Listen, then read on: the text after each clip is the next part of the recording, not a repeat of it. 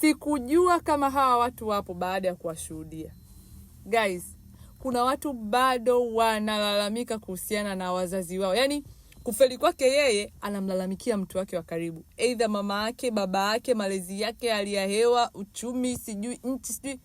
Wewe havibadiliki kama hujafanya. Kwa sababu malalamiko yenyewe, kwa sababu unaona kweli kuna changamoto, unaona mambo hayaendi, lakini hayawi kwa kuendelea kulalamika na kuyaongelea matatizo. Solution ni kuingia kutafuta suluhu ya matatizo yako. Kama solution ya matatizo yako ni pesa, tafuta cha kukuingizia kipato. Simchambi mtu, ila niko naongea kwa uchungu kwa sababu huyu mtu huenda na miaka 25, ana 27. Anatumia miaka 2, 3, miezi 6 kulalamika bila kuteka action.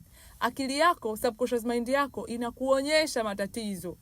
Kuna dada yako, kuna ndugu yako, anakufanyia hivi, inakukumbusha mengi mabaya. Haikupi suluhu. Sasa nini cha kufanya? Anza kutafuta watu sahihi wakuzunguke, wakuambie be ready to learn, take action. Kuna watu ambao utakutana nao ni wazuri, wana uwezo kukusaidia. Unaweza kukutana na fursa sahihi, wewe ni unapaswa kuichangamkia. Moja ya fursa ambayo itakusaidia kutoka kwenye hayo mawazo ya uchungu na malalamiko ni ninafanya biashara ambayo inaweza kukusaidia wewe kuongeza kipato kuanzia 100,000 mpaka 500,000 mpaka 700,000 ndani ya wiki ukiamua.